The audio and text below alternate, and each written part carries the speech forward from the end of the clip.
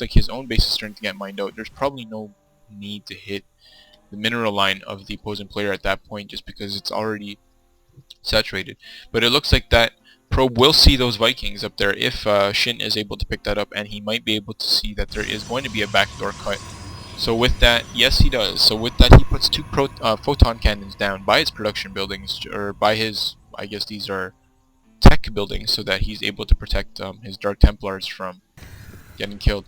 And as I just pointed out, the Dark Shrine has gone down, so Dark Templars should be coming into play here, as another push is going to be coming up the center of the map here. Shinn's army is going to be heavily outnumbered, as these two Immortals and Zealots don't stand a chance. And that Phoenix lifted up a tank, but that was not enough to take that down. So if Shinn was to move, if Pmak was to move forward right now, it could spell GG for Shinn. He does have a couple Dark Templars there, so it should be able to kill a couple units if Pmak is not quick with that comsat. So let's see what he decides to do here. These tanks are going to set up, possibly go into siege mode, and try to shell. Nope, but the Dark Templars are going to come and get a couple free swipes. Let's see how many units they do manage to kill. There goes one. There goes two. There goes three.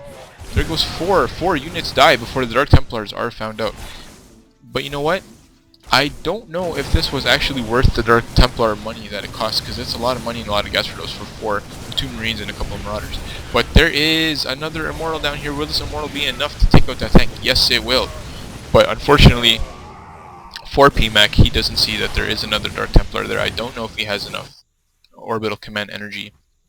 And as I mentioned before, sorry I missed this part here, I missed some of the action here, but the Dark Templars did destroy that mining base by Pmak there. And so the Vikings are going to come down to the side here and see that it is pretty empty here in terms of minerals. They will pick off a couple few remaining workers here, perhaps focus on the Nexus a little bit, but I'm not really sure what kind of damage they're aiming for, as Pmak is pretty much uncontested. There are no stalkers on the field to speak of in order...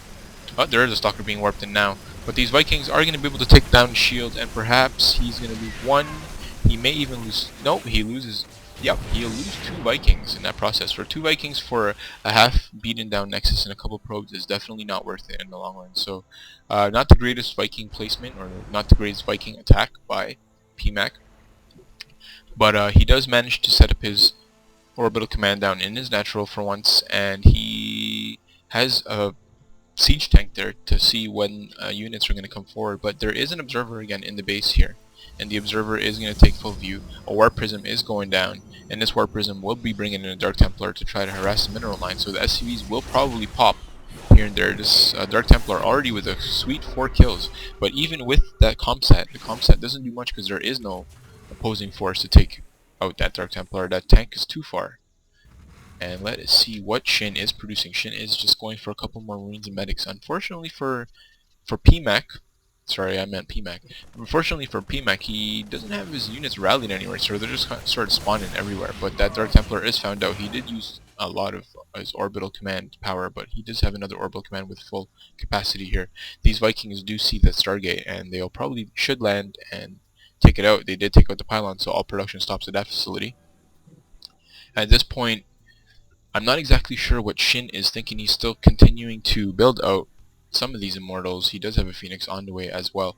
And because of all the Dark Templar play at this moment, all the harass, Pmak is forced to get his Raven finally. So the Raven is always a good combination, as they can also throw down the point defense drones and auto turrets and such. So we do have a lot of units being just macroed by Pmak. He's not rallying them to anywhere specific, but the tank does see that there is a little mini forest that is down here, but the tank isn't going to live to actually do much about it. He wasn't able to take out any of his units. So another Dark Templar comes into play. Will Pmak be ready for this push?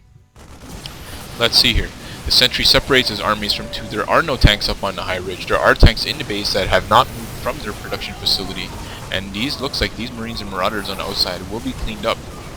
But these Dark Templar are getting free reign. 17 kills, 18 kills for this one, 19 kills for this one. And finally it goes down after 20 kills on one Dark Templar. That was definitely worth his money.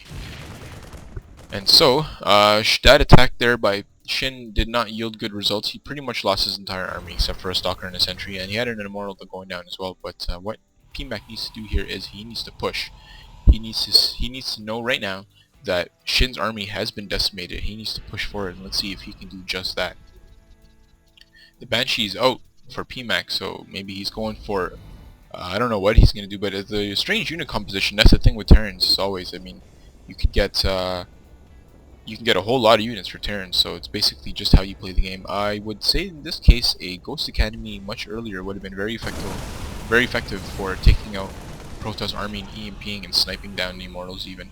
But it looks like this little strike force that PMAC is going to be bringing forward is capable of doing a lot of damage, as those Banshees are only targetable by one Stalker, so they will have a couple of opportunities to shoot down. Oh, look at that. So we have here the entire Protoss ground force being decimated so far. These last 4 remaining units are forced to go back into their base as the PDD goes down and the Immortals and Stalkers are rendered useless for the next little while. Let's see, one final push here hopefully by PMAC. Let's see what he's able to do. He does destroy the 2 Immortals. He does destroy pretty much all. And there he goes. Shinn gives the GG, well played, and Shinn has left the game. I think he just got out macroed. It was a little bit tough for him to continue going in that build with the Immortals and with the Stalkers and Zealots. PMAC had a nice counter to that with his tanks, and unfortunately for Shinn, he just never really got an expansion out early enough to try to compete with the macro economy of PMAC. Anyway, that is game 1. The first game goes to PMAC. It is now a 1-0 series. I hope you guys enjoyed that, so please stay tuned for the next game. Game 2 coming up very shortly. The loser will get to choose the map, and we'll see what happens next. This is TJ. See you later.